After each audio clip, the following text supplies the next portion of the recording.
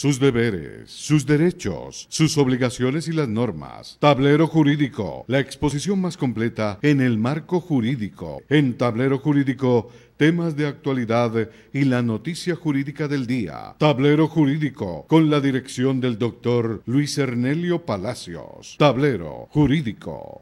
¿Cansado de pelear con sus arrendatarios? ¿Desocuparon y no pagaron los servicios públicos? ¿Deterioraron el inmueble? Llámenos. Alincol le tiene la solución. Le adelantamos hasta 3 meses de arrendamiento sobre vivienda dada en administración. Asistencia Legal Integral de Colombia. Le administramos sus inmuebles, ventas, avalúos, préstamos hipotecarios. Alincol. Carrera Tercera 1240, Centro Financiero La Ermita. Teléfonos 884-3499 y 884-3990.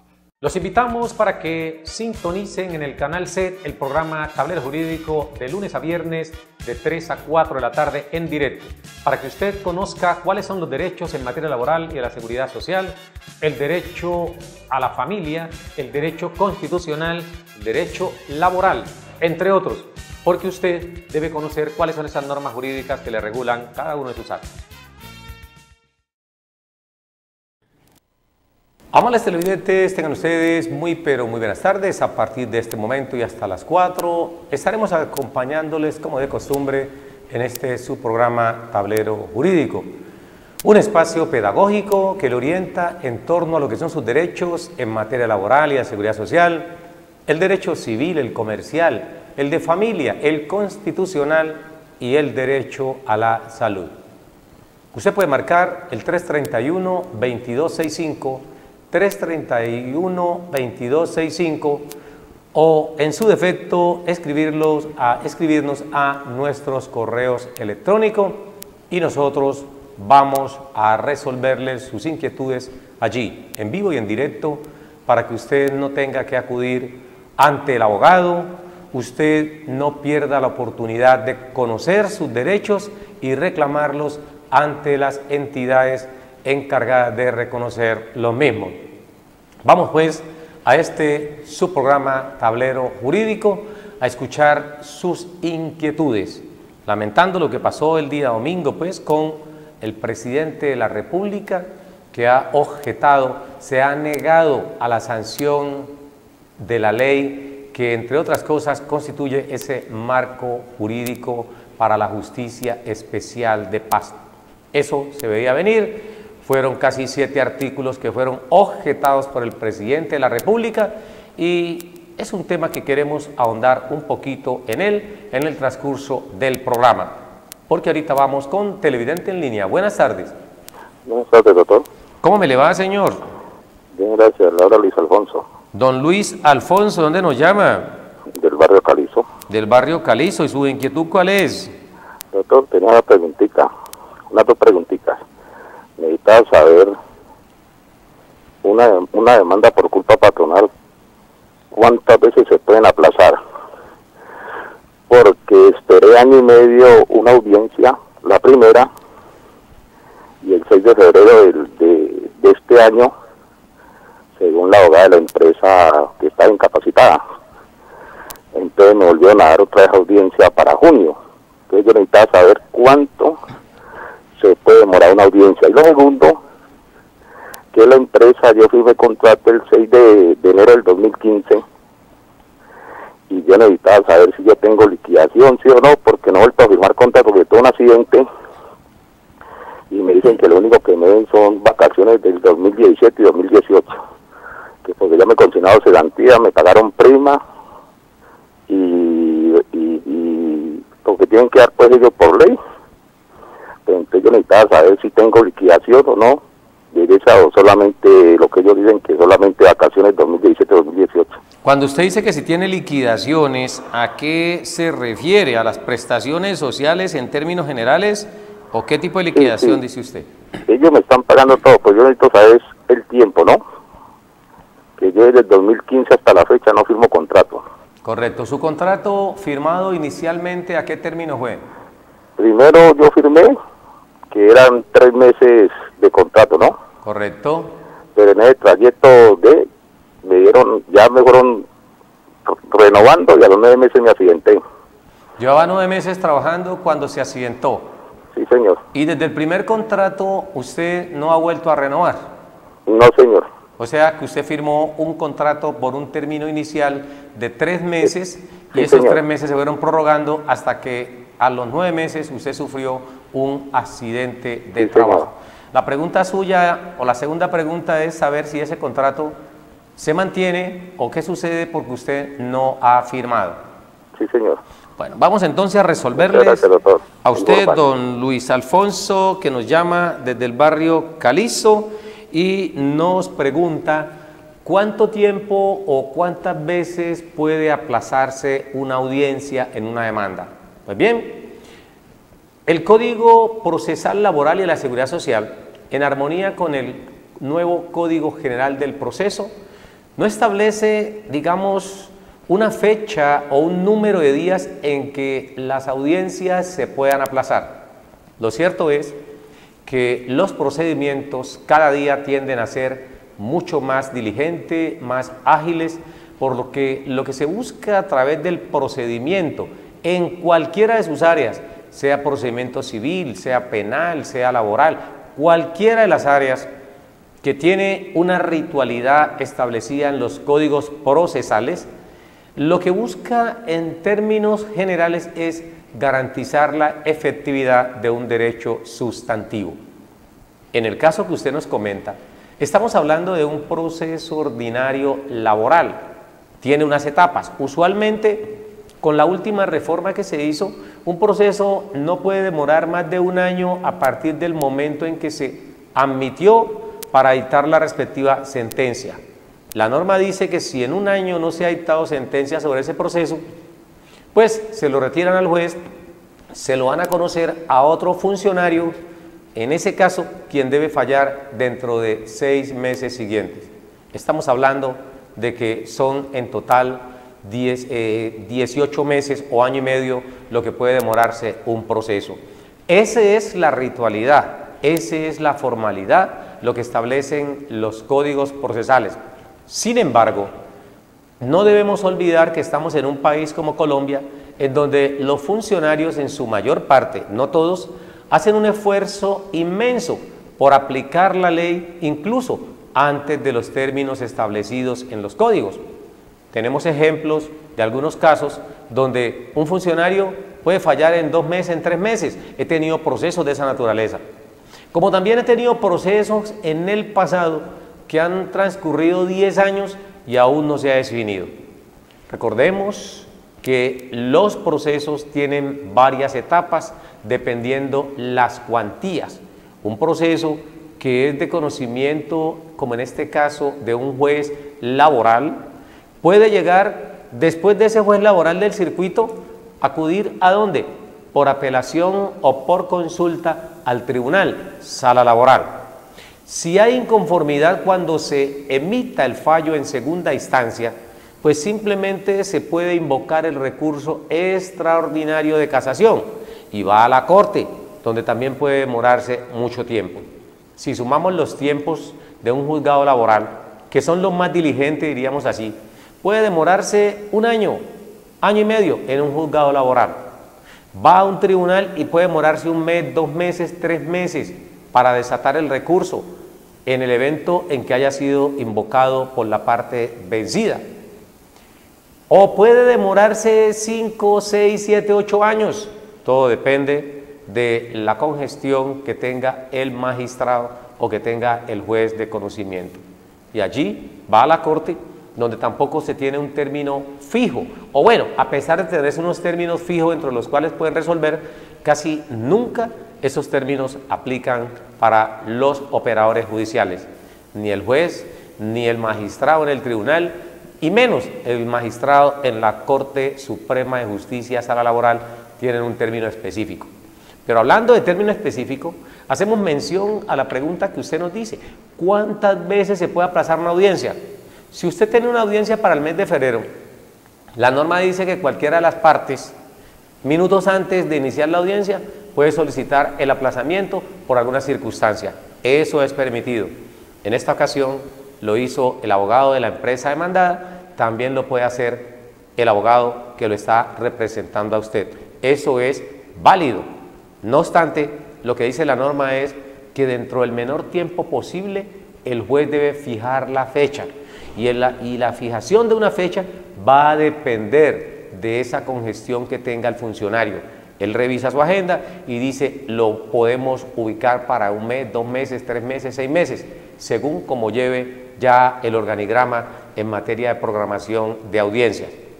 Pensamos que si en febrero tenía su audiencia, no se pudo realizar, la abogada de la demandada solicitó aplazamiento, la trasladaron para junio. Eso no tiene que pensarse que hay algún tipo de suspicacias en ese aspecto. Está dentro de la rutina, está dentro de lo posible. De tal suerte, amigo Luis Alfonso, que esa situación puede presentarse. El año pasado, recordemos, desde agosto hasta el mes de diciembre, los despachos judiciales estuvieron cerrados en su mayor parte, especialmente los de la rama laboral.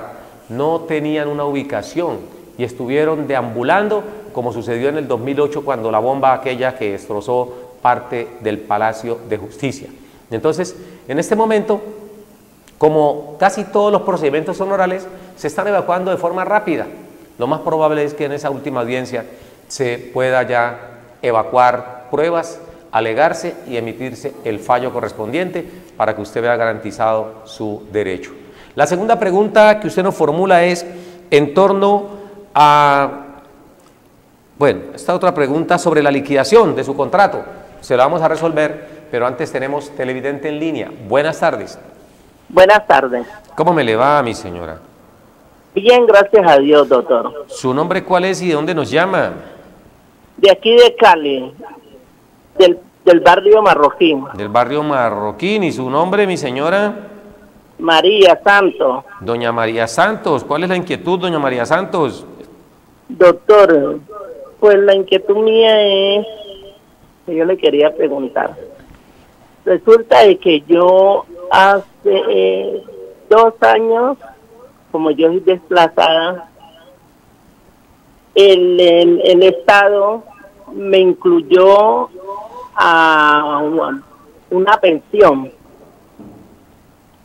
Entonces yo tenía que estar consignando 5.000 o 10.000 pesos, pero yo no lo hice porque yo estaba esperando la ayuda que me llegara. Entonces yo le quería hacer una preguntita a usted, como yo ya voy para los 57 años, a ver si yo tengo derecho de reclamar la pensión de Colpensiones. Vamos por parte, doña María Santos, para que la gente entienda, porque cuando usted nos dice que es desplazada y como consecuencia de ese desplazamiento le dieron una pensión, vamos a ser precisos porque la gente puede creer que todo el que se desplaza en Colombia tiene un derecho a una pensión. Vamos a indicar, ¿usted está recibiendo es una ayuda del Estado bimensual o usted ha sido incluida en un programa para que más adelante pueda obtener algún tipo de ayuda por parte del Estado? Porque recordemos que una pensión propiamente, como lo establece la ley 100, es para aquellas personas que cumplan con los requisitos que están allí. Sin embargo, cuando hay desmovilizados, cuando hay deportistas destacados en otros casos, esas personas tienen derecho a una pensión bajo unas condiciones más favorables. Quisiéramos saber si es que usted, por su condición de desplazada, le van a reconocer una pensión con menos requisitos de los que se establecen para el resto de las personas, para que le hagamos esa precisión, primero que todo, a los televidentes. ¿Qué pasó? ¿Usted la desplazaron? ¿Qué tipo de pensión le ofreció el Estado? BPS.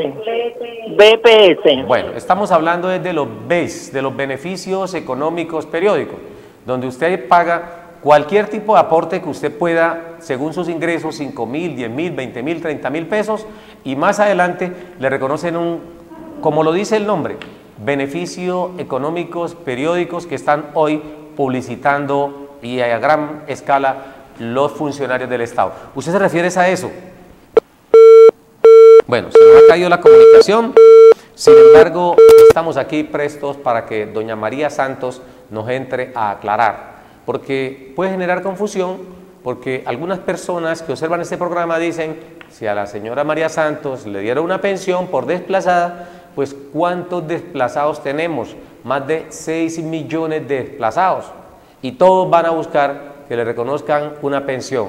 Y en Colombia sí que es difícil, porque si no le reconocen fácilmente a las personas que han cumplido con lo que establece el artículo 33 y el artículo 64 de la Ley 100, pensión en el régimen de prima media, pensión en el régimen de ahorro individual, si no le cumplen a ellos, pues menos va a pasar con los desplazados.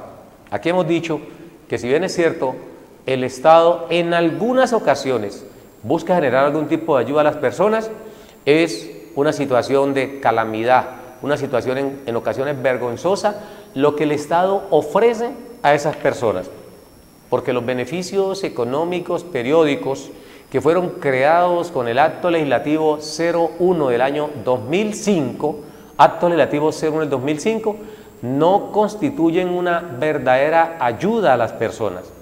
Es una especie de dádiva, podemos llamarlo así, insignificante, porque es una dádiva que la persona la ponen a consignar o a cotizar de acuerdo a sus posibilidades económicas, y al final, cuando ya tiene la edad para retirarse de esos aportes, entonces le dicen, bueno, le vamos a dar 30.000, 40.000, 50.000, 100.000, 200.000, dependiendo, pero nunca le van a dar una suma superior, creo que está en 480.000 pesos, nunca le van a dar esa suma.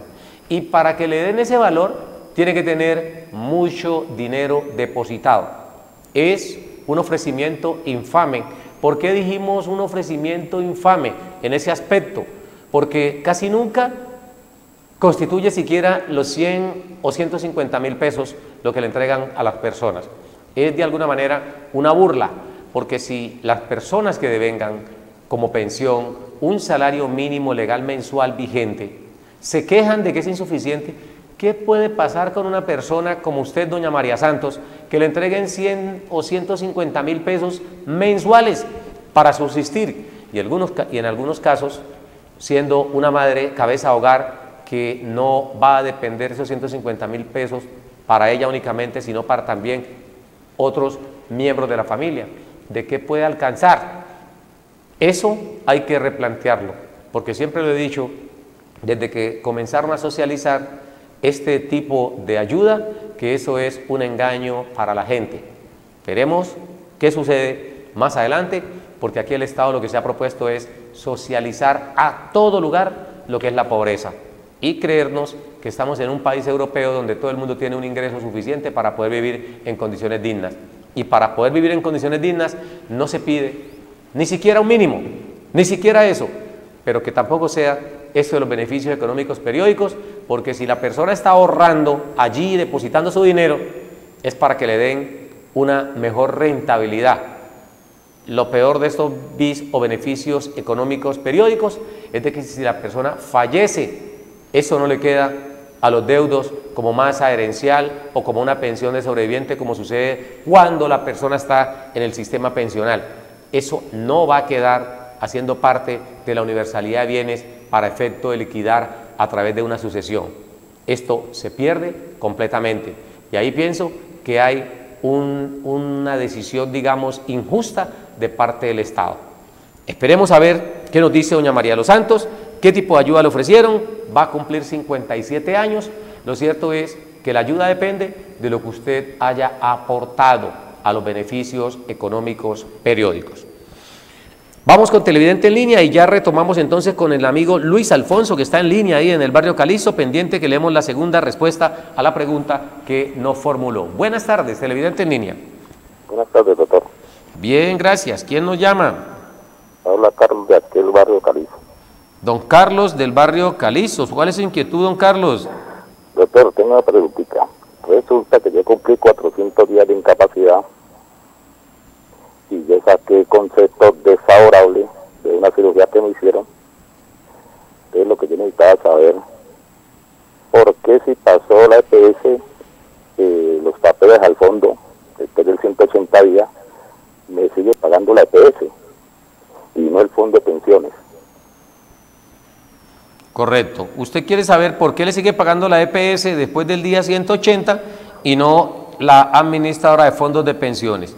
Sí, doctor, y la segunda preguntita necesitaba saber si uno tiene un permiso para despido por no tener a dónde reubicarlo al Ministerio de Trabajo, ¿hay derecho a una indemnización? Bueno, vamos entonces por parte, Muchas gracias, don Carlos, porque antes tenemos aquí al amigo Luis Alfonso, que nos llamó también del barrio Calizo. Don Luis Alfonso nos había formulado una pregunta y es de que, ¿qué sucede con mis prestaciones, con la liquidación? Porque hace un tiempo firmé un contrato, estoy incapacitado y ese contrato se ha venido renovando en el transcurso del tiempo. ¿Qué pasa si una persona está incapacitado con ese contrato que firmó inicialmente? Lo normal, indicamos, es de que el contrato tiene solución o no tiene solución de continuidad. Es decir, que esa persona va a seguir devengando común y corriente su salario o lo que llamamos pago de auxilio por incapacidad. Y el hecho de que esté incapacitado no significa que no se estén causando las demás de las prestaciones. Lo único que se omite en ese caso es de que la persona no va a recibir auxilio de transporte porque no está desplazándose desde y hacia el trabajo y hacia su casa. Allí no recibe auxilio de transporte.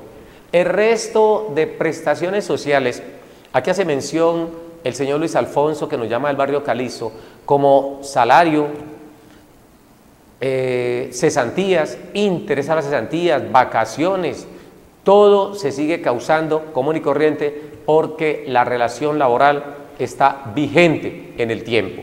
Esto pues con respecto a las prestaciones. El hecho de estar incapacitado no suspende el pago de las mismas. Deben seguirle consignando sus cesantías como lo ordena la ley antes del 15 de febrero. Los intereses a las cesantías se le pagan directamente al trabajador. Ojo, directamente al trabajador. Lo que se consignan son los intereses a esas cesantías y las demás prestaciones que hemos señalado en este momento. Ahora bien, la preocupación suya también es ¿qué sucede si firmé ese contrato por 3 meses, se prorrogó una vez, 2 veces, 3 veces y cuando ya estaba en la segunda prórroga, diríamos nosotros tercera prórroga ya, porque si fue por 3 meses, tenemos 2, 3 prórrogas y con eso ya ajustó los 9 meses que usted hace mención a la fecha en que se accidentó. ¿Qué sucede en ese aspecto? Nos remitimos al artículo 46,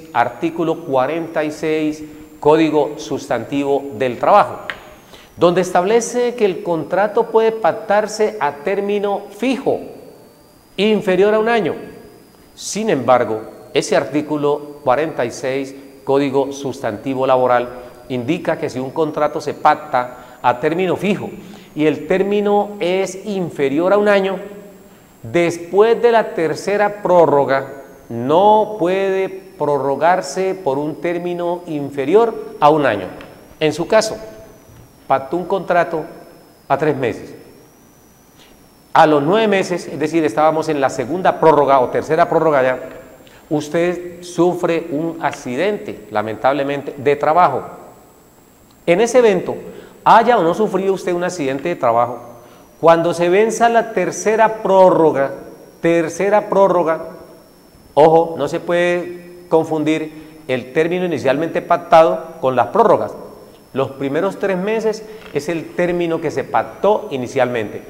Las prórrogas es la sucesión de contratos siguientes a ese primer periodo que se venció, es decir, los 3 primeros meses. La norma dice que después de la tercera prórroga, si el contrato es inferior a 1 año, no puede pactarse una prórroga por menos de 1 año, para que dejemos esa claridad. ¿Qué significa esto? Que si usted está incapacitado, a eso se le une otro factor, y es de que si usted está en este momento con estabilidad laboral reforzada, usted puede prorrogar ese contrato o la ley permite que ese contrato se postergue, se prorrogue hasta tanto usted no haya recuperado su situación de salud.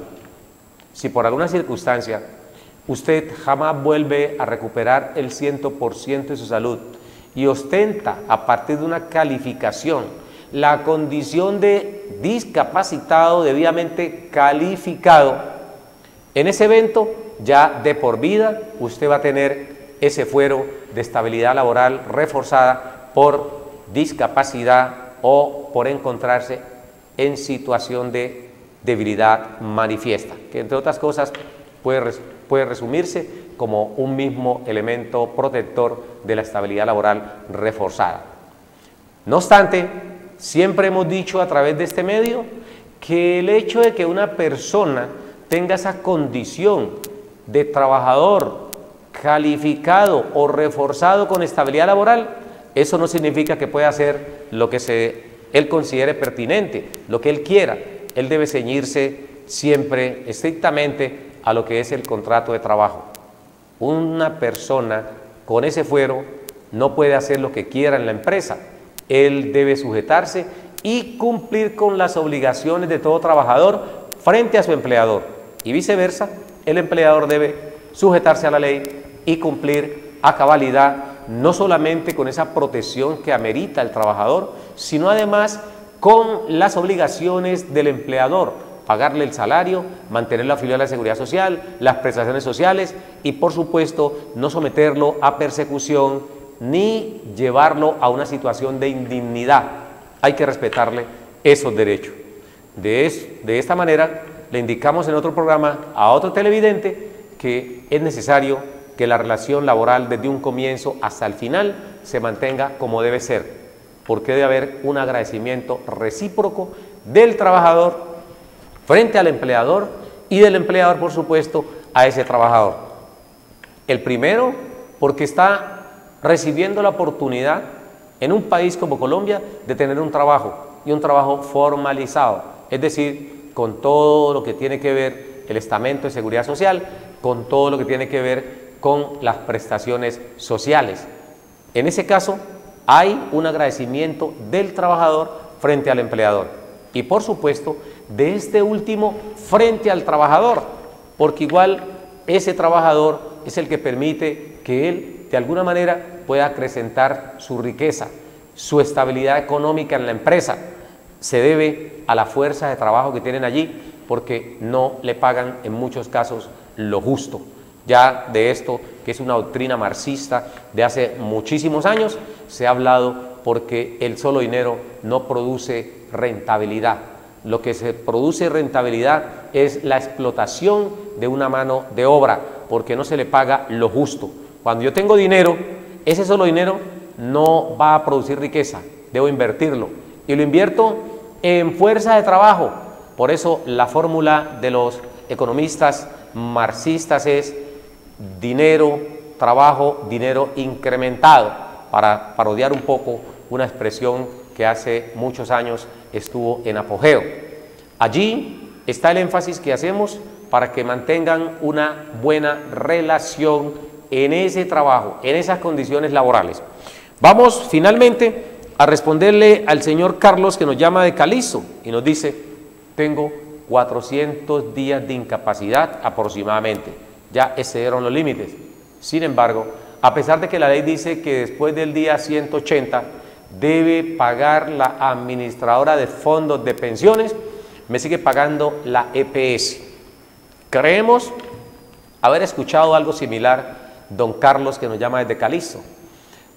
La norma es clara cuando dice: el decreto 2943 del 2013, repito, decreto 2943 del 2013 establece los 2 primeros días de incapacidad debe perderlos el empleador, es decir, no los paga la EPS, sino que los reconoce directamente el empleador.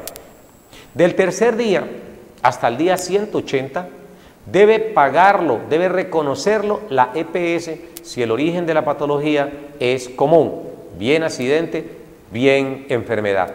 Debe reconocerlo la EPS después del día 3 hasta el día 180.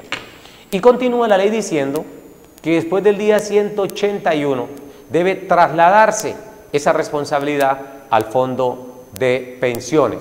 Aquí hay un mecanismo establecido en el artículo 41 de la ley 100 que indica que la EPS, después del día 120 y hasta el día 150, debe notificar a la administradora de fondos de pensiones informando que hay concepto favorable, ojo, hay concepto favorable de rehabilitación, es decir, le manifiesta que la persona sigue en tratamiento y que hay posibilidad de que se recupere.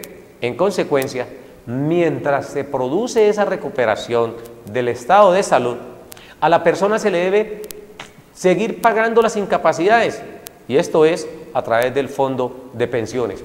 La misma ley establece, artículo 41, ley 100, que si por alguna circunstancia la EPS no notifica de manera oportuna entre los 150 días a la administradora de fondos de pensiones de que la persona tiene concepto favorable de rehabilitación, debe asumir el pago de esas incapacidades hasta que así se configure esa notificación.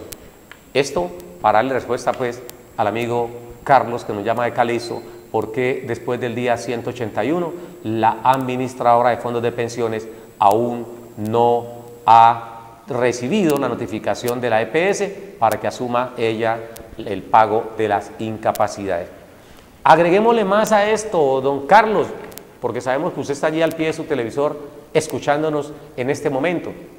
Es posible, si su accidente fue laboral y hay confusión en torno a que el origen sea laboral o sea común, hay una controversia en ese aspecto, la gente dice, la EPS debe seguir, no solamente prestando o entregando esa prestación asistencial, sino también la económica. Y cuando se defina a quién dirigirse el cobro o el pago de las incapacidades, en ese momento entonces la ley se va a encargar de ordenar un reembolso a la entidad competente. A todos, absolutamente todos los que tenemos una calamidad en materia de salud, nos remiten a una instancia o a una institución que se denomina IPS.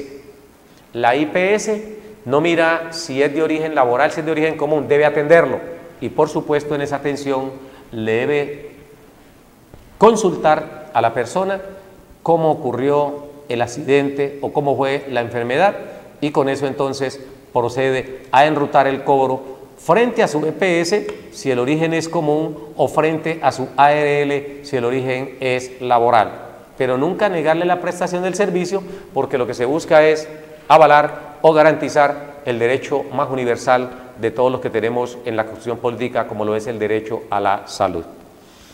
Con esto pues concluimos la explicación al amigo Carlos, al amigo Edinson que nos está escuchando.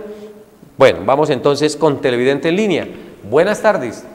Doctor, muy buenas tardes. ¿Cómo me le ha ido? Felicitaciones nuevamente por su programa. María Armijo, de aquí el barrio Antonio Nariño.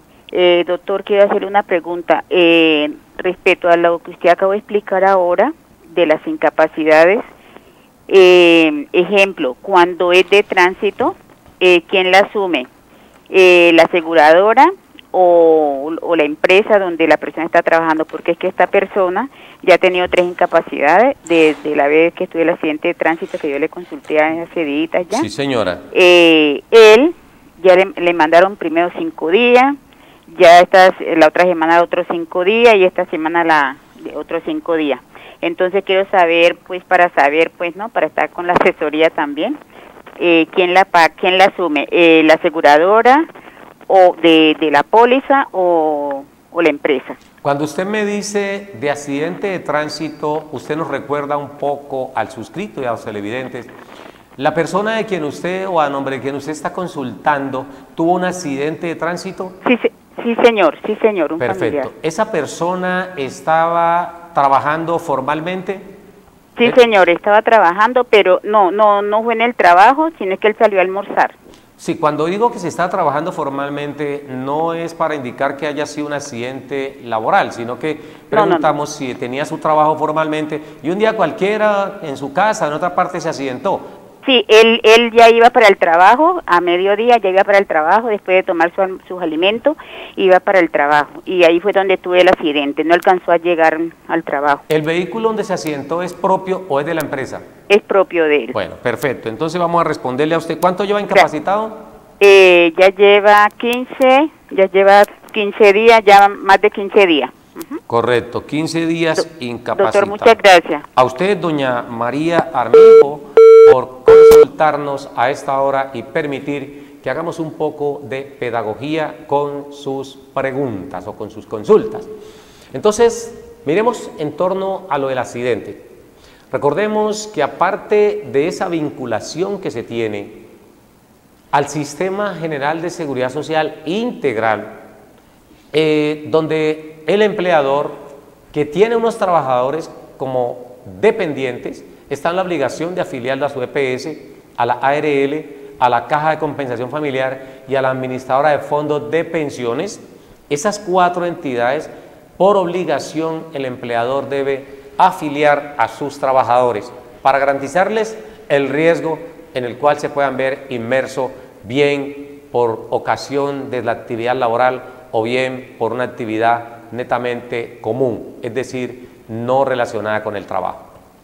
Aparte de eso, tenemos otros riesgos. Por ejemplo, esos riesgos de tránsito que son tan normales en un país donde no se respetan las normas de tránsito a cabalidad. Usted manifiesta que su familiar sale del trabajo, va a zona de alimentación o a almorzar y de regreso al trabajo tiene un accidente de tránsito. Aclaramos en esto, agregamos que en cualquier otra nación, para la legislación, ese es un accidente de trabajo, es un accidente de trayecto, porque se produce con ocasión del desplazamiento de la casa al trabajo o del trabajo a la casa. Sin embargo, en Colombia, como hay muchas cosas extrañas, es un país donde no se tiene como accidente de tránsito, lamentablemente, en ese caso que usted nos cita, como si fuese un accidente de trabajo. Es de tránsito porque se presenta en un vehículo, pero debe ser de trabajo porque la persona iba hacia su trabajo. Si la persona no tuviera que ir al trabajo, a lo mejor no se había producido ese accidente. Aquí hay una pregunta que siempre me hemos formulado y es el artículo 3º y 4º, artículo 3º y 4º de la ley 1562, ley 1562 del año 2012, alusiva a lo que son los riesgos laborales. Y entonces dice el artículo 3º que se considera accidente de trabajo solamente aquel que se produce de la casa al trabajo o del trabajo a la casa, siempre y cuando el vehículo en que se esté desplazando la persona, en este caso el trabajador, haya sido suministrado por el empleador. De lo contrario, no es accidente de trabajo. Y aquí hay un error en la interpretación de la norma por parte del legislador, porque el legislador no debió hacer la salvedad que siempre y cuando el transporte lo suministre el empleador, porque es que el empleador, si una persona devenga hasta 2 salarios mínimos legales mensuales, está en la obligación a reconocerle el auxilio de transporte, y ese auxilio de transporte se da de 2 maneras, en especie o en dinero. En dinero, perdón, porque debe pagarle a su trabajador los 97.032 pesos que está establecido para este año, 97.032, se los entrega en dinero, pero el empleador también puede decirle, no le voy a pagar en dinero, voy a poner un vehículo disponible para que lo recoja en la casa y lo traslade al trabajo, y viceversa, del trabajo a la casa. Si sucede en ese vehículo que suministra el empleador, se denomina accidente de trabajo. Pero si no es en el vehículo que suministra el empleador, no se tiene como un accidente de trabajo, sino un accidente común. Allí hay una confusión para el destinatario de la norma, porque no vemos razones. Si a mí me dan el dinero y yo tomo un servicio de transporte público o me voy en un transporte particular o propio, en ese evento también debe ser un accidente de trabajo. No obstante, esa no es la pregunta pues de fondo que nos hace la señora María Armijo. Nos dice va en la moto, se accidenta, ¿quién responde? Indudablemente que hay un SOA, un seguro obligatorio de accidente de tránsito, que debe resolver la situación de esa persona. Pero como esos seguros de accidente de tránsito son limitados en el pago de las prestaciones, bien asistenciales o bien económicas, entonces siempre que se acabe ese seguro, que eso se acaba, mejor dicho, lo meten a cuidado intensivo. Cuando la persona la recoge la ambulancia, ya se acabó el SOAT. En ese evento hay unas incapacidades y a pesar de que es un accidente de tránsito, la EPS debe asumir el pago de esas incapacidades. Ojo, la EPS debe asumir el pago de esas incapacidades. Ese SOAT, ese seguro de SOA, en un porcentaje de lo que se paga por parte del SOA, va a lo que ayer se llamaba Fondo de Solidaridad y Garantía. Hoy se llama ADRES, Administradora de los Recursos de Salud. Va allí a ese fondo común y de allí se va a financiar la salud, no solamente la parte de accidentes, sino también todo lo que tiene que ver con la atención como consecuencia del mismo para las personas que se ven inmersos allí, en esas colisiones de tránsito. De allí sale parte de ese dinero.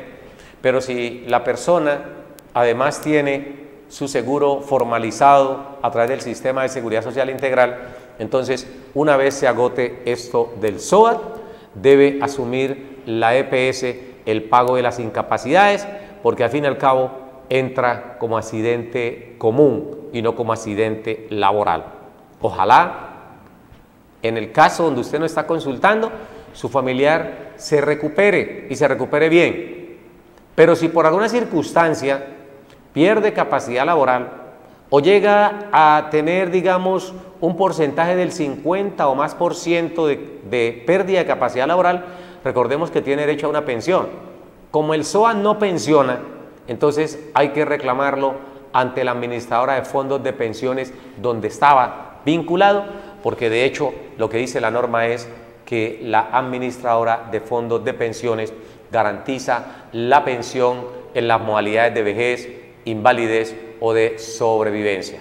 Y con eso se estructurarían las condiciones para que esa persona fuera pensionada. Puede reclamar las incapacidades en la EPS cuando la cobertura del SOA sea insuficiente para pagar los perjuicios que hayan ocurrido o surgido a raíz del accidente de tránsito. Muchas gracias, doña María Teresa o Teresa Armijo, que nos consulta a esta hora.